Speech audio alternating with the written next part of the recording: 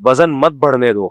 आपकी हाइट के हिसाब से जो वजन है उसको मेंटेन करो। ज्यादा खा लिया, जॉगिंग करो, दौड़ो, उसको कम करो।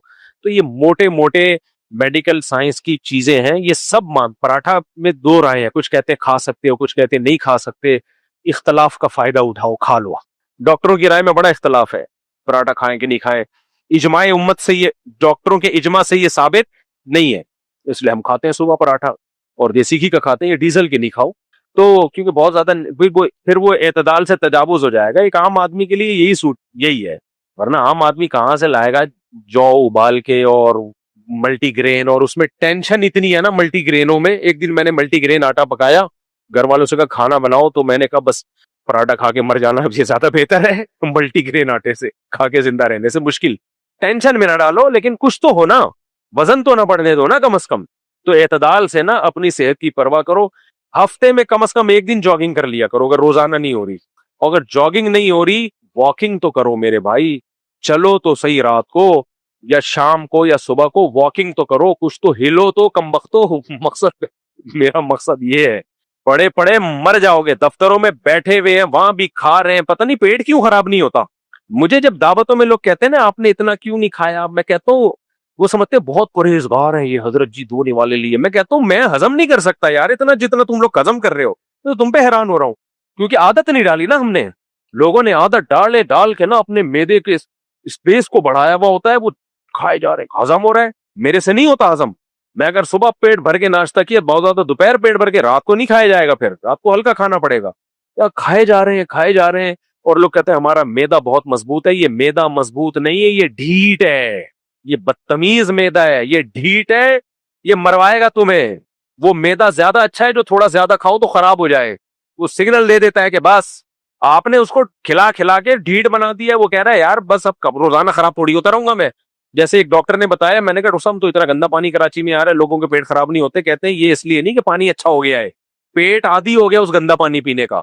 तो पेट खराब नहीं होगा, लेकिन उस गंदे पानी के जो साइड इफेक्ट है वो तो बहरहाल जाहिर होंगे। पेट तो आप किसी भी इलाके में जाओ, 2-4 दिन पानी आपका पेट खराब करता है, फिर पानी की आदत हो जाती है इंसान को। लेकिन उसमें जो गंद है वो तो पेट खराब करेगा ना, वो सॉरी बॉडी को खराब करेगा वो।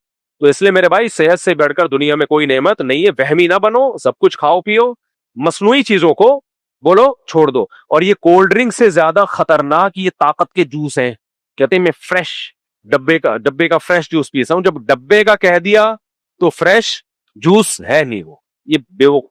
मैंने एक दिन बयान में कहा था कि एक साहब मुझे कहने लगे कि मैं ना एक मल्टीनेशनल कंपनी बड़ी मशहूर है, मैं नाम नहीं लेता, उसका वो जूस पीता हूं मैं, ऑरेंज जूस। मैंने कहा ऑरेंज जूस, कहते हैं उसमें विटामिन सी होता है।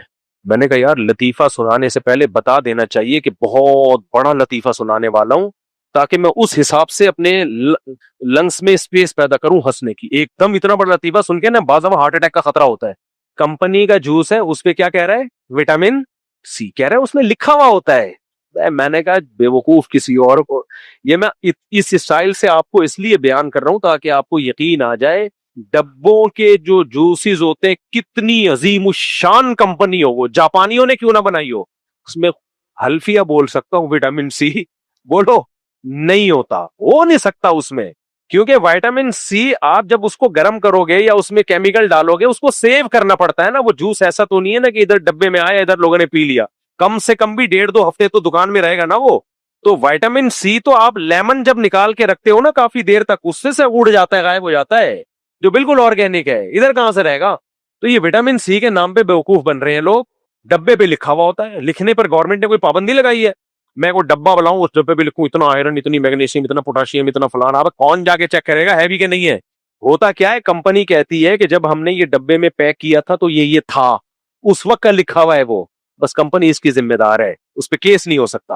अब ये नहीं कि 1.5 हफ्ते बाद भी है, कंपनी कहेगी जब पैक किया था भाई था, उस वक्त था। जैसे एक आदमी को आदत थी चीजों को ठोकर मार के पूछता था ये क्या है। तो एक बेचारा जो है वो गांव का आदमी शीशे के बर्तन लेके जा रहा था पोटले में बांध के।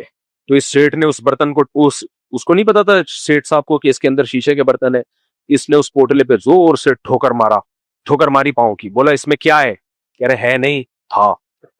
अब नहीं तो होगा विटामिन सी आयरन मायरन किसी जमाने में जब डब्बे में उसको डाला गया था, हो सकता है था, अब नहीं है भाई। मेरा गला बहुत सेंसिटिव है, पेट भी। मुझे लैब टेस्ट कराने की जरूरत नहीं पड़ती किसी जूस की। गला मेरा फौरन बता देता है कि 2 नंबर चीज है। कुछ लोगों को अल्लाह ने कुछ दिए होते हैं, ऐसे सेंसर लगाए हुए होते हैं। कितनी ही अच्छी कंपनी का जूस एक गिलास भी पी लूं, मेरा गला और पेट भी बता देता है कि गलत चीज गई है पेट में। लेकिन आप ये फ्रेश जूस पियो, गन्ने का जूस भी पी लो ना, हालांकि उसमें भी ऊट पटांग चीजें डाली जा रही है, फिर भी वो इन पैकिंग की जूसों से अच्छा है वो जो कंपनी पैक करके आपको पिला रही। अव्वल तो जूस पियो ही नहीं, चाहे कोई भी जूस हो, चाहे ऑर्गेनिक ही हो। फल पैदा किया ना अल्लाह ने, सेब खाओ, सेब का जूस क्यों पी रहे हो? आम खाओ, आम का जूस क्यों पी रहे हो? अंगूर खाओ, अंगूर का जूस क्यों पी रहे हो? भाई ये सब चीजें खाओ ना, क्या मुसीबत है तुम्हें? तो इसलिए ये डब्बे वब्बे सब छोड़ दो, ये सब बेवकूफ बनाने की। एक डॉक्टर की बात कर रहा हूं, आप लोग कहेंगे मौलवी साहब क्यों मेडिकल साइंस की बातों में घुस रहे हो? भाई डॉक्टर की बात कर रहा हूं, बड़े डॉक्टर। उन्होंने कहा जिस चीज का भी एड चल रहा है ना टेलीविजन पे कि ये खाओ, जिस चीज का भी एड चल रहा है उसको कभी भी मत खाओ, क्योंकि एड ये मोनेटाइज होता है, कंपनी इसके पैसे देती है। तो एड चला के वो कंपनी फिर अपने पैसे अपनी प्रोडक्ट बिकवा के वो पूरे करती है। वो आपकी सेहत के लिए कंपनी वजूद में आई नहीं है। आजकल अस्पताल सेहत का काम नहीं कर रहे, जूस की कंपनियां तुम्हारी सेहत का क्यों ख्याल करेंगी भाई? इन अस्पतालों का काम था हेल्थ, वो जिम्मेदारी पूरी नहीं कर रहे और आप समझ रहे हो कि कमर्शियल एक कंपनी है जूस की, वो आपकी सेहत का ख्याल करेगी। तो ये रमजान में लोग पी रहे होते हैं फलाना कंपनी का जूस, फलाने कंपनी का जूस, बेड़ा गर्क कर रहे हो। जवानी में कुछ पता नहीं चलता। हमारे दोस्त पठान आते हैं, हमें तो कुछ नहीं होता। मैं कहता हूँ बेटा अभी कुछ नहीं होगा, पठानों की भी अब वो सेहतें नहीं रहे। पठानों के दादे 99-99 साल तक शादियां कर रहे होते थे, अब कर रहे हैं? कोयटा वालों की हड्डी देखो, फौलाद जैसी हड्डी होती है पठानों की। एक डॉक्टर ने कहा पठान की जो कोयटा और ये जो केपीके में पहाड़ी इलाकों के पठानों की हड्डी इतनी मजबूत है, अगर ये सेहत का ख्याल करें ये 150 साल तक जिंदा रहे। इतनी मजबूत हड्डी, एक हड्डियों के स्पेशलिस्ट ने मुझे बिल वास्ता बताया किसी के जरिए, इतनी मजबूत हड्डी आज रही है पठानों की वो सेहत। आप देख लो, मैं भी पेशावर से होकर आया, वही यार 50 साल में सब आड़े तिरछे भाई, 60 साल में सब टेढ़े मेढ़े। कोयटा में भी कोई ब्लड प्रेशर का मरीज है, कोई सांस का पेशेंट है, कोई वो गए वंस अपॉन अ टाइम। सही। तो ये सब का बेड़ा गर्क किसने किया है? ये सब इसी ने किया है, चीनी ने, बेकरी आइटम ने, कोल्ड ड्रिंक ने। अब गांव देहातों में भी ये चीजें आ रही हैं बहुत तेजी से, डबल रोटियां खाना शुरू कर दी उन्होंने। तो इतना तो बनता है, इन चीजों को खत्म नहीं कर सकते, कम से कम कम कर दो। क्या ख्याल है भाई? गलत तो नहीं कह रहा?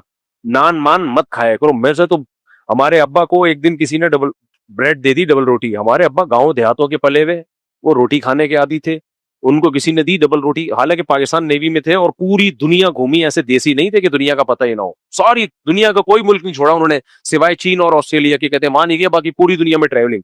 डबल रोटी नहीं खाते थे। एक दिन मुझे याद है वालदा ने दे दी, क्या खा लें? वालिद साहब ने जब घुमाया ना, मुंह में चिपट जाती है डबल रोटी।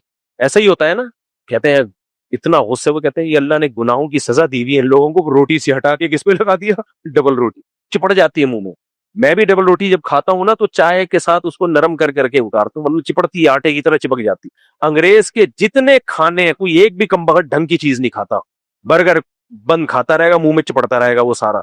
हमारी रोटी या लाल आटे की कैसा मजा आता है चबाने में, बुड़ी करके हलक में नीचे उतरती है। और इस रोटी का एक वेट होता है, इस वेट की वजह से कब्ज नहीं होता। ये भारी होती है, जाती है ना, पुश करती है। तभी लोग कहते हैं हम सुबह नाश्ते, एक साहब से मैंने कहा यार तुम वॉशरूम नहीं जाते? कहते हैं यार वॉशरूम में जब मैं नाश्ता करता हूं तो पिछला वाला जाके अगले वाले को पुश करता है, फिर रिपोर्ट पेश होती। समझ रहे हो? एक पूरा साइकिल, एक सिस्टम है कुदरत का बनाया हुआ कि भाई जब आप लाल आटे की रोटी खाते हो, फाइबर होता है उसमें, वो जाती है पुश करती है, उसका एक वेट होता है। अगर आप बर्गर खाओगे वो वेट नहीं बनेगा आपका। अगर आप खाली ये इसी तरह की चीजें फोड़ते फाड़ते रहोगे तो वो नहीं बनेगा। कब्ज की बीमारियां, बड़ी आंत का कैंसर, पता नहीं क्या क्या, कोई बंदा अपना जाके टेस्ट करा के देखे, वो बीमारियों का डब्बा निकलेगा, डब्बा, बीमारियों का डब्बा। और इस बीमारियों से जिंदगी अजाब बनी हुई है। सुस्त बैठे रहते हैं, पड़े हुए, जहां पड़ा हुआ, नींद नहीं आ रही, बेख्वाबी, डिप्रेशन, न चल सकता है, न बात कर सकता है। लतीफा सुनाओ तो हंसी नहीं आएगी, कमबख्त को बैठा रहेगा, हिलाना पड़ता है, बे लतीफा सुनाया मैंने। रोने की बात करो, रोना नहीं आएगा, समझ में नहीं आ रहा होता है हो क्या रहा है। दूसरी शादी की बात करो तो ये फिर वो दूसरी शादी लेके बैठ गए। जवान होते और फुल आपके जो है ना बॉडी एक्टिव होती, दूसरी शादी की बात सुन के पड़क जाता है एकदम, अरे यार क्या जबरदस्त हो गया। करते नहीं करते वो आपका हेडेक है। अब तो सुस्त पड़े रहते, हिलते ही नहीं है। तो ये सब इसकी अलामत है, जिंदगी की रंगीनियां खत्म।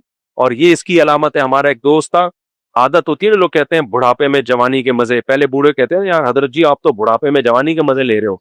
वो लड़का था 24 साल का, मेरा दोस्त था, मैंने कहा कैसी गुजर रही है, कह रहे